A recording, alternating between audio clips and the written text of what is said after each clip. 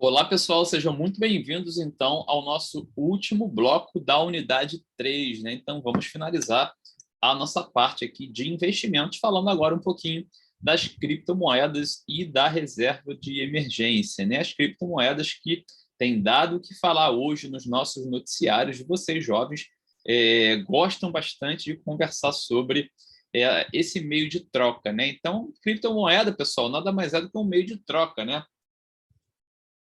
Ela pode ser centralizada ou descentralizada, de um modo geral é descentralizada, ou seja, nós não temos a interferência até agora dos governos, né? Logicamente que a gente já viu em alguns países que o governo está querendo meter a mão, logicamente, né? E logicamente também que a gente tem que comentar que essas criptos, né, elas utilizam uma tecnologia que é chamada de blockchain, né, que eu coloco aqui embaixo, né? O blockchain ela é uma lista crescente de registros, né, que são chamados de blocos, que são vinculados e protegidos também por criptografia, né? Então, quando você compra, né, um Bitcoin, né, na verdade, hoje é quase impossível a gente comprar um Bitcoin, né, porque um Bitcoin está valendo muito dinheiro, né, mas a gente compra 0,00 alguma coisa do Bitcoin, né, ou seja, a gente consegue comprar o Bitcoin de forma fracionária, né? Enfim, então nós temos essa tecnologia da blockchain, né, que é um código criptografado, onde assegura, né, que você realmente é dono ali daquele pedacinho, daquela fatia ali da sua criptomoeda, né? Então, essa tecnologia ela assegura a validade das transações e também a criação de novas unidades de moeda. Beleza, pessoal? Então, só para a gente pontuar aqui também que não existe só o Bitcoin. Então, o Bitcoin realmente foi a primeira criptomoeda, né? É a mais conhecida, né? É a mais valorizada hoje ainda, sim. Mas já existem outras criptomoedas, né? Como a Litecoin, a Ethereum, que é bastante conhecida, a Monero, a NEM, a Ripple, a Namecoin, a Peercoin e a Dash, tá? De todas essas que a gente está comentando aqui, pessoal, Bitcoin, sem dúvida nenhuma, a mais conhecida de todas, o Litecoin também, e a Ethereum, né? Talvez seja a segunda que está mais crescendo aí nesse mercado aí de criptomoedas. Bom, pessoal, para vocês entenderem um pouquinho da dinâmica, né, das criptomoedas, então elas funcionam assim, na maioria das vezes, de uma forma totalmente descentralizada, né? É uma forma sim de proteção da sua carteira, onde nós temos aí uma altíssima velocidade de negociação, até porque, pessoal, o mercado Bitcoin não fecha, tá? Não de Bitcoin, perdão, o mercado de criptomoedas não fecha. Então, se você quiser comprar uma criptomoeda à meia-noite do dia 31 de dezembro, em pleno Réveillon, você consegue comprar, tá? Então, tem uma altíssima velocidade, o custo operacional para a gente comprar, tá? É baixíssimo, né? Então, assim, quando eu falo de custo, eu não estou falando que o Bitcoin custa barato, por exemplo, né? Eu estou falando que não existe, por exemplo, uma taxa adicional, como, por exemplo, a gente mostrou no nosso último bloco, onde nós pagamos aí taxas de corretagem quando a gente compra ações em algumas corretoras, né? Então, o Bitcoin, pessoal, é uma ideia do livre mercado, né? É uma filosofia que nós, investidores, pregamos, né? Nós queríamos, desejamos um livre mercado, tá? Não um mercado regulado, né? Não um país regulado como é o Brasil. O Brasil é extremamente regulado, sofre várias intervenções do governo, tá, pessoal? Então, o Bitcoin funciona 24 horas por dia, tá? Todas as criptos, na verdade, e obedece e respeita a escassez. O que faz, pessoal, uma coisa ser cara é ela ser escassa. Tá? Então, porque o ouro, né, sempre foi muito valorizado? Porque é um metal precioso escasso. Tá? Então, o Bitcoin ele atende também essa escassez. Muitas pessoas, né, às vezes perguntam, nossa, eu não sei como que uma pedra preciosa vale tanto, né? Também porque atende o princípio da escassez. Então, tudo que é muito comercializado, tudo que é fácil, pessoal, a gente não consegue colocar um preço muito alto, né? Ou seja, tudo que é abundante na natureza, de um modo geral, a gente não consegue botar um preço muito elevado, né? Tudo que é escasso é caro, tá? Então, por exemplo, por que a água vem se tornando aí uma coisa assim mais cara ao longo dos últimos anos, né? Porque ela tem se tornado escassa, né? No Brasil, por exemplo, a gente vive uma crise sem precedentes hídrica, né? Então, quanto mais escassez for mais escassa for uma coisa, de certa forma maior vai ser o seu valor agregado.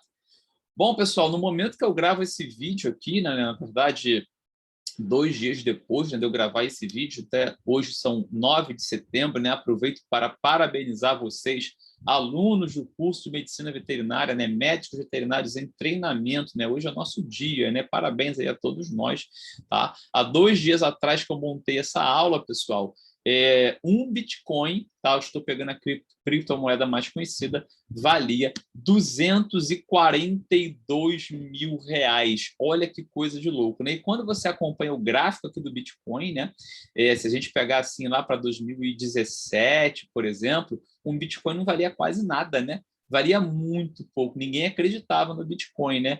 E o que aconteceu com o Bitcoin nos últimos anos? A partir de 2020, ele teve uma ascendência, né, absurdamente grande, né? Ele já chegou aqui a próximo de R$ 300.000. Então, imagina se você tivesse comprado o Bitcoin na época que ele valia R$ 1. Você pegou lá, comprou o Bitcoin a R$ 1. Hoje, o R$ 1 que você investiu há pouco tempo atrás seria equivalente aqui a R$ 242.000. Então, pessoal, eu não estou aqui te prometendo que o Bitcoin vai continuar subindo, tá? Não é verdade, tá? Nós vivemos assim, o Bitcoin é muito volátil, né? Olha a queda que ele teve aqui em 2021, né? Ele voltou a subir agora recentemente, mas ele teve uma grande queda. Então, assim, é um ativo extremamente complicado, tá? Extremamente volátil e que pode ser que no futuro sofra interferência do governo. Então, a gente tem que ficar realmente de olho.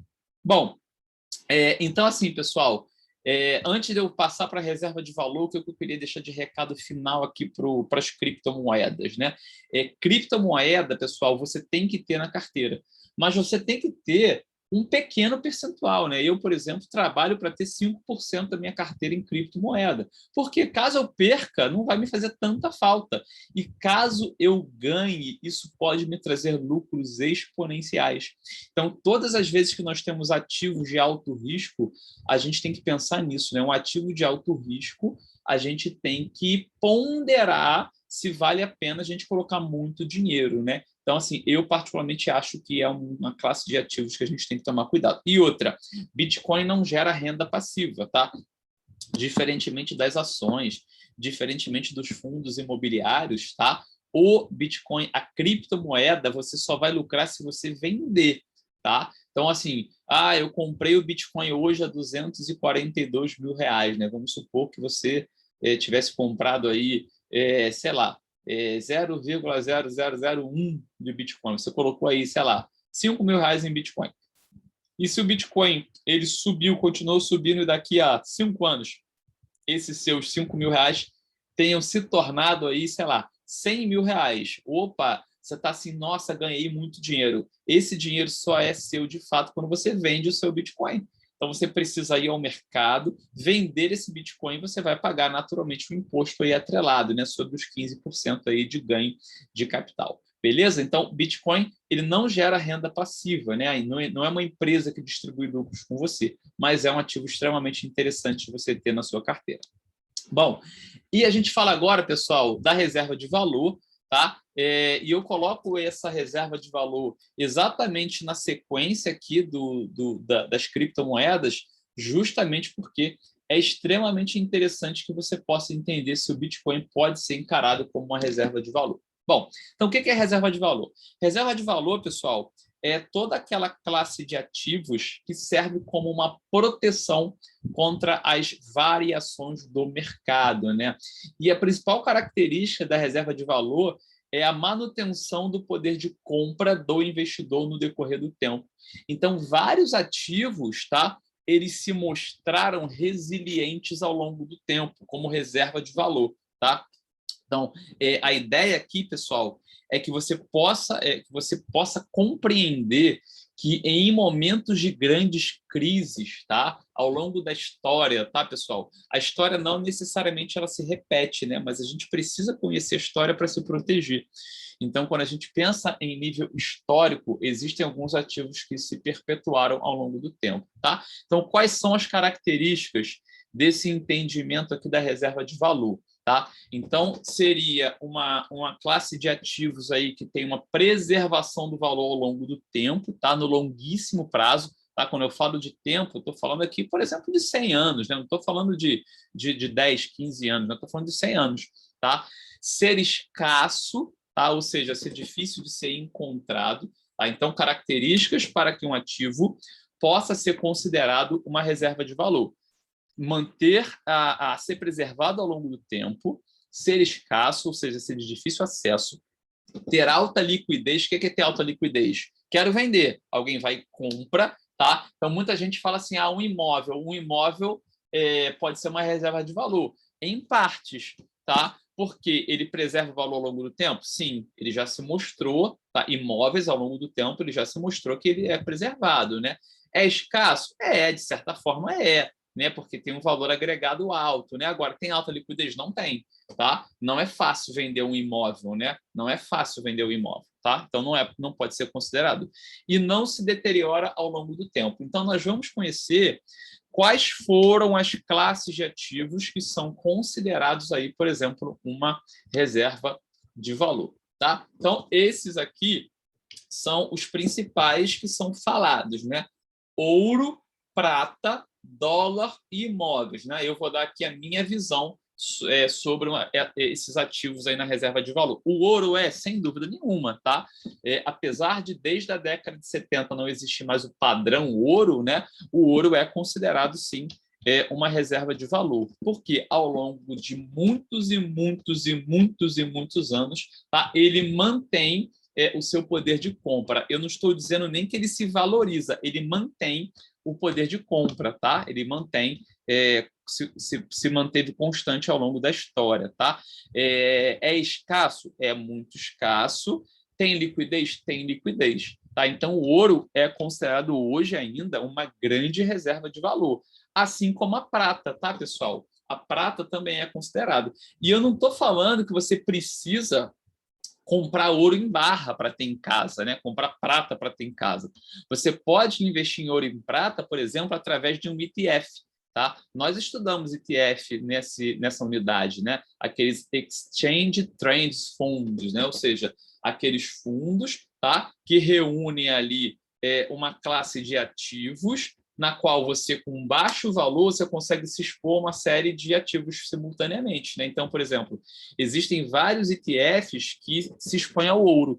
Então, no Brasil, por exemplo, você pode comprar o ETF lastreado em ouro, né, que é o Gold 11, ou você pode, por exemplo, no exterior, também comprar um ETF lastreado em ouro, que é o IAU, né, IAU, tá? Que é um ETF que eu particularmente invisto, tá? Para ter parte do meu patrimônio aí em ouro, tá? Então isso é interessante que você entenda. E mais uma vez, você não precisa ser rico para comprar um ETF, tá? Por exemplo, um ETF lá, o IAU, tá? Que é lá nos Estados Unidos, custa $17, tá? Então um ETF custa $17. Então, poxa, é possível comprar. Você pode deixar ali, obviamente que agora que você é estudante não tem renda, ainda é difícil.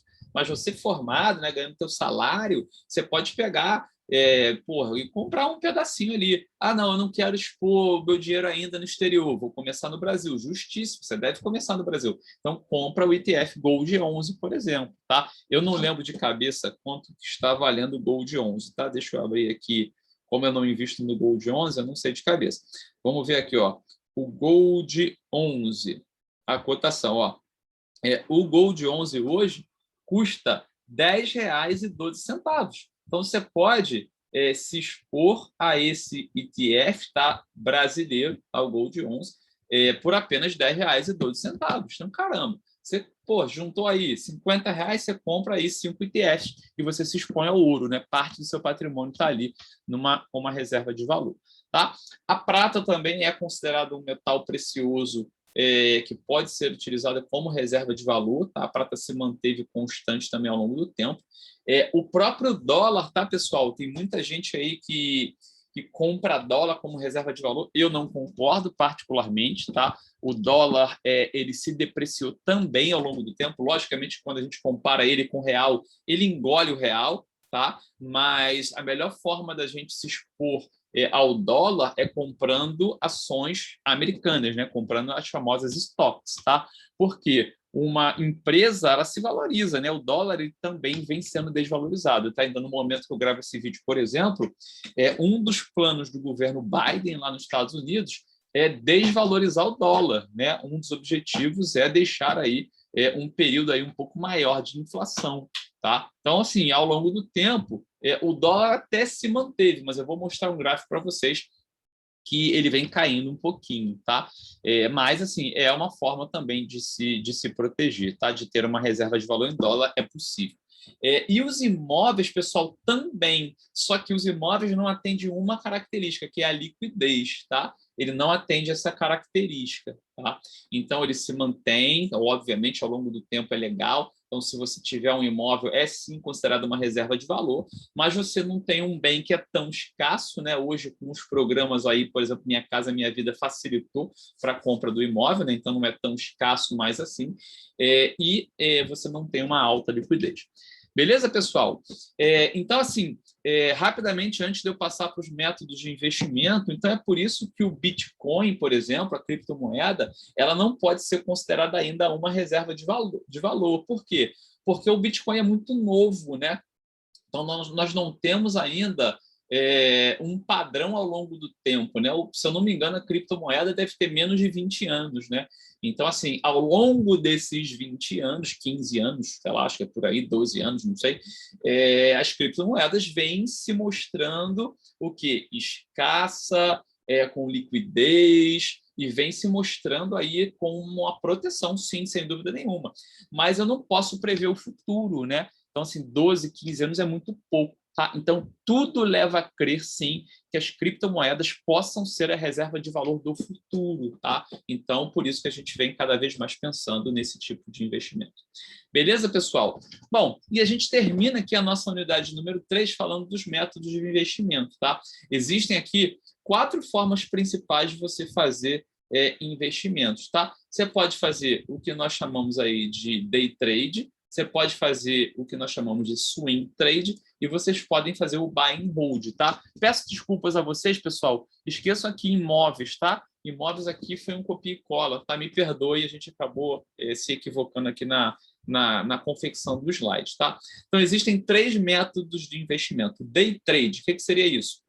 Você compra e vende ações no mesmo dia, tá? No mesmo dia. Então, por exemplo, eu comprei ações da Petrobras hoje, 10 horas da manhã, e vou vender, sei lá, 3 horas da tarde. Com qual intuito? Ganhar dinheiro, tá? Então, isso é meramente especulativo, né? Então, por exemplo, eu compro as ações da Petrobras de manhã cedo, tá? Achando que ela pode se valorizar ao longo do dia. Se ela se valorizou muito, eu vou lá e vendo, tá? Então, você ganha um dinheiro em cima disso. Agora, todas as vezes que você compra e vende ações no mesmo dia, você não tem nenhum tipo de isenção de imposto de renda, tá? Você paga aí 15% sobre o ganho de capital, tá? Então, se você ganhou, por exemplo, aí, você lucrou R$1.000, você vai pagar 15% aí sobre R$1.000, ou seja, você vai pagar aí R$150 de imposto. Tudo bem? Regras do jogo, não há nenhum problema fazer day trade. Eu não faço, tá? Eu não gosto de fazer trade, né? Vocês já devem ter percebido que a minha metodologia é de acumulação, né? Acumular patrimônio para o longo prazo, né? Mas é uma opção, tá? O day trade é uma opção.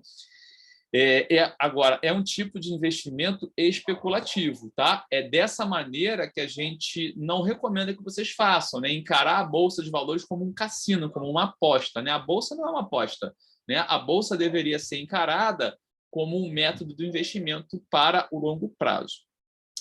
Bom, você pode fazer o que a gente chama de swing trade, tá? Então, o que seria o swing trade? Swing trade já seria você comprar uma ação hoje e vender, por exemplo, amanhã, vender daqui a 3 dias, vender daqui a uma semana, vender daqui a 15 dias, ou seja, você vai trocando essa ação, né? O swing é o ato de trocar. Então, por exemplo, você alocou seu capital hoje nas ações da Via, né? A antiga Via Varejo, tá? Você pagou aí, sei lá, R$ 10 aí pelas ações da Via Varejo. Vamos supor que daqui a 15 dias essas ações foram a R$ 15. Você, nossa, atingiu o patamar que eu queria, né? Vou fazer um dinheiro com ela. Você vai e vende as ações da Via Varejo, tá? Só que ao invés de você gastar esse dinheiro, você compra outras ações. Você começa a procurar oportunidades de ações baratas no mercado. Aí, por exemplo, você foi lá, com esse dinheiro, comprou, sei lá, as ações da Magazine Luiza, né? Você acha que está barato, botou lá seu dinheiro agora na Magazine Luiza, esperando que, num período de tempo curto, ela se valorize. Tá? Aí vamos supor que ela se valorizou em 3 dias. Você vai lá e vende tudo de novo para aportar em uma nova oportunidade. Agora, não esquecer que cada vez que você vende essas ações, você paga 15% de imposto sobre o seu lucro. Tá? E aqui, pessoal, é importante que vocês entendam, ó, o day trade não há nenhum tipo de isenção fiscal. Tá? No swing trade, você pode, tá, vender sem pagar imposto se você vender no máximo R$ 20.000 de lucro num mês. Tá? Então, até R$ 20.000 de lucro no mês, você consegue fazer o swing trade sem pagar imposto. Tá? Então, é um benefício que você tem. Tá? No momento que eu gravo esse vídeo, eu vou fazer um disclaimer daqui a pouquinho. Beleza? Agora, qual é o problema do swing trade e do day trade? É você apostar, por exemplo, nas ações da Via. Tá? Antigamente, tá, quando eu não fazia somente o buy and hold, né, quando eu comecei a investir há muitos anos atrás, eu também pensava em fazer um pouquinho de swing trade. Certa vez eu comprei as ações de uma empresa chamada Cogna, né, que é a Croton Educação.